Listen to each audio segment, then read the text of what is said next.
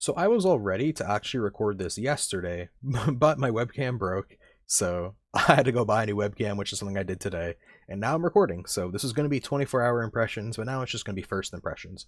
So the new Viper V3 Hyperspeed, Razer just released this earlier this week. I've seen some reviews online, but it's a pretty new product, so there's not too much out about it yet. So I kind of want to give my input on some things about this mouse. I've seen a few differing opinions on different aspects about this mouse, so I kind of want to give my take on these different subjects. So first of all, a quick overview of the mouse. It's only $100 for Canadian pricing, which is like a great price compared to the competition when you consider that this uses Razer's latest sensor. And so if you don't know, Razer has a deal with Pixar, the company that makes all of these mouse sensors, aside from like the Logitech sensor and a few others. But so they have a deal and they get 2 years early access to Pixar's latest sensor. What this means is that Razer's tech is basically on top. Point being, it's the best sensor you can get in the market, really, aside from maybe Logitech's new sensor. I don't know what the differences between them are, but this is like a top of the line sensor. Razer's like a step above the rest. The advantages of the sensor is that you have access to stuff like motion sync, which is enabled, and you also have access to 4K hertz if you have the dongle, which I didn't buy personally because I don't think it's going to make a huge difference for me. But if you're someone who's like a top level player, maybe even like a professional player in your game, and you want to have that like 4K hertz to give you the edge, you can do that with this mouse. Now, all this sounds pretty great. Wow, great value, still top line performance. What's the catch? The catch is this mouse is 82 grams with its default battery, and yes, it uses batteries. What I personally do to alleviate that issue is I use lithium AA's, which I bought a pack of, and this sort of helps by lowering the weight and improving the battery life. So I'd recommend, if you're going to be using this mouse, to buy a pack of lithium AA's, and that sort of solves the issue of the batteries, at least partly. One thing it doesn't solve is the weight. So 82 grams with a default alkaline AA. With these lithium AA's, you go down to about 74 grams. So still on the heavier side for like a modern mouse, but in general, this is still what I'd call a lightweight mouse, maybe a medium weight for like 2023. Totally usable in my opinion. I've had a few issues with Razer's PTFE feet before, specifically on their Death Adder line. I've tried the wired Death Adder V2 and V3, and both I didn't like the feel of the feet. I don't know if it was the way maybe I hold those mouse, but it was like scratchy. It felt like I was scratching on something. These, I do not feel like that. These are great.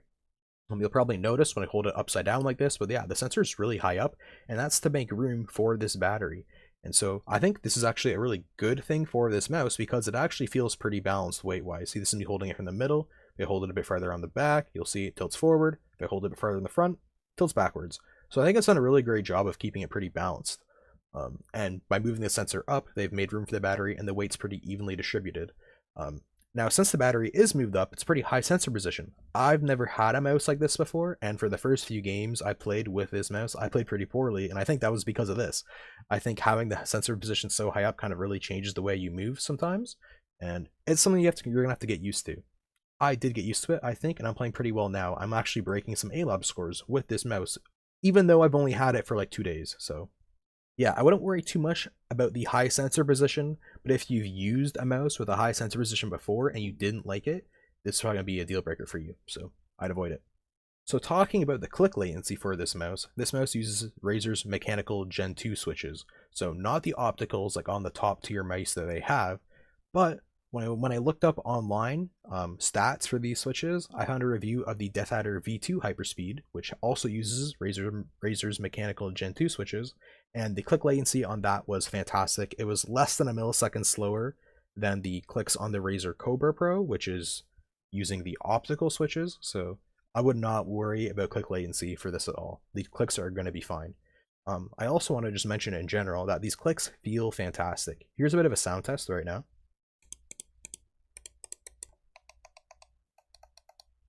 So yeah, these clicks are really, really good. These are some of the favorite clicks I've ever used for M1, M2. They feel great. They're really spammable and they're pretty light, but they're also not so light that when I rest my hand, I accidentally right click. I have a big issue with a lot of mice where I guess I rest a little bit heavier on my right side and I accidentally right click all the time. Not on this. This is nice where when I'm resting, I don't accidentally right click. I'm also going to mention that these side buttons, let me get a bit closer. These side buttons are literally the best I've ever used in my opinion. They protrude out a good amount. They're split so you don't accidentally click the wrong one, And the feeling wise, they're fantastic. They're like literally perfect. I love these side buttons. They're fantastic.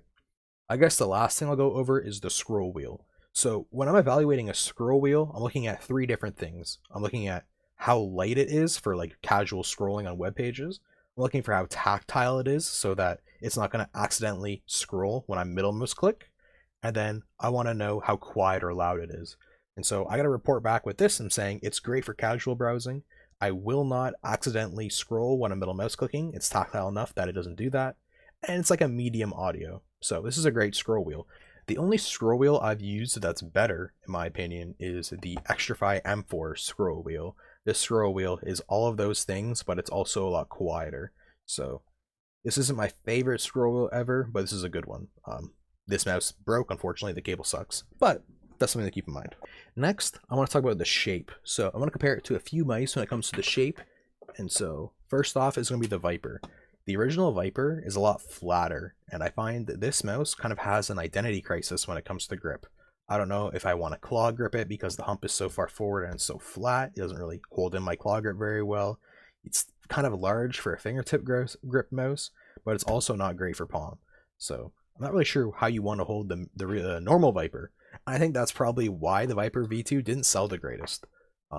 This mouse, on the other hand, has a taller hump. Then the hump is a bit closer to the back than it was on the original Viper, and I think that's great. I think it's a really good change. There are some other shape changes too, but this is the most noticeable one in my opinion. Now, a lot of people have been comparing this to the Superlight, so I want to talk about the Superlight as well. The biggest difference between the Superlight and the Viper V3 is that the Superlight's hump, it sort of is taller earlier, and it stays like flatter as you go on, whereas the Viper's hump is a bit more gradual. Here's a better way to look at it. So yeah, it's a bit more gradual on the Viper, whereas on the Superlight it's a bit more immediate with the hump. So what does this mean? I feel like the Superlight does a better job for my hand of like immediately locking me into that claw grip, but I also think this is totally acceptable for my claw grip. I don't find there's like a big issue. Comparing these two just a little bit more, I will say that the clicks on the Razer are better. I think the scroll wheel is pretty much dead even, and this one also has the DPI button, which I prefer because I always bind it to media pause play, and that's really convenient for me. And then, to just like further this comparison, this mouse is like double the price of this one, so that's pretty crazy. But it's going to weigh less, so. Anyway, moving on from the Superlight comparison, one other thing I want to talk about now is the coating. And so this coating is grippy, but you'll probably notice I do have grips on it, and that's because I do prefer this coating with grips. So it's not the greatest coating I've ever used. When I talk about the greatest coating I've ever used, there's only one mouse I can think of, and that is the SteelSeries Sensei 10, which actually has a comparable shape to this as well. So the SteelSeries Sensei 10, its shape has a pretty similar way where the hump is more gradual, and it's more closer to the middle, but it's not too far in the middle. But it's closer to the middle than like a lot of other mice, but it's still like totally good for like a claw grip, just like the Viper V3s. The difference between these two really is that the Viper V3 is a bit taller and it has a taller button height, whereas the Sensei's is closer to the bottom. Speaking of the Sensei though, back to why I originally brought it out, which is for its coating. This is a soft rubberized coating and it feels great. It's really like just nice feeling in the hand and it's super grippy. I wish this coating would have like become standard for the market, but for whatever reason, this mouse didn't do well for a lot of reasons actually. It's not very good, and this coating never really took off, which is unfortunate because this is the best coating I've ever used on a mouse. Okay, so now I want to talk about the battery in the Razer Viper V3. I've seen a review online that mentioned that the battery kind of wiggles around in the mouse while you're holding it, and I have to say I have not noticed this at all. So I think that person just got a defective unit. Unlucky for them, but with mine, yeah, the battery doesn't move at all. It feels super solid. The build quality on this is great. Another thing to mention with this mouse is to keep in mind the batteries when you're considering the cost of this mouse. Yes, this is a cheaper mouse, but you're probably going to have to buy a pack of these like once a year. The battery is going to last you around 2 months, I believe, maybe a little bit more or less depending on your use case. If you're using it a ton, maybe you're going to need them a bit more than every 2 months, but I think for most people it's going to be around 2 to 3 months how often you're replacing the battery in this.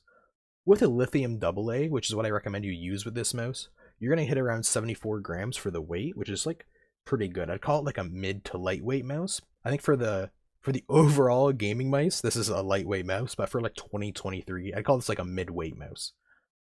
That being said, it's still totally acceptable, glides well, moves well, and I don't really notice the weight being a big deal when I'm playing in game. I think if you are really sensitive to weight though, you should probably just go with another mouse. Maybe wait for the pro version of this, but I do want to like put a little disclaimer.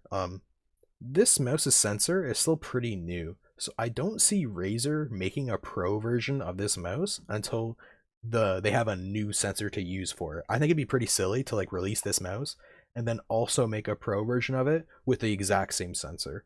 So I will say, if you really want to try this shape and you think, oh, wait for the pro version, you're probably gonna be waiting like more than a year. So yeah, once a year, spend a little bit of money on some batteries, and the trade-off for doing that compared to other mice is that you're getting a way better value. This mouse is only $100 Canadian. A Viper V2 Pro, the Heather V2 Pro Super Light, these mice are $200 Canadian. So you're going to be spending about half as much money, a little bit less because of batteries, but about around half as much, and you're going to get the exact same performance. Same top of the line sensor, same great build quality and feel. The only difference is going to be the weight, really. So yeah, I think if you're looking for like a top of the line mouse and you don't want to drop as much money as some of those other mice and you're not too sensitive to weight, I think the Death Adder V3 Hyperspeed is a fantastic option. My only potential fear is the mechanical switches beginning to double click because they're not using optical switches, but I'm not too worried about that because Razer does have a 2-year warranty on this mouse. So yeah, that's my review of the Razer Viper V3 Hyperspeed. If you have any questions, leave them in the comments and I'll do my best to get back to you. So yeah, thanks for watching.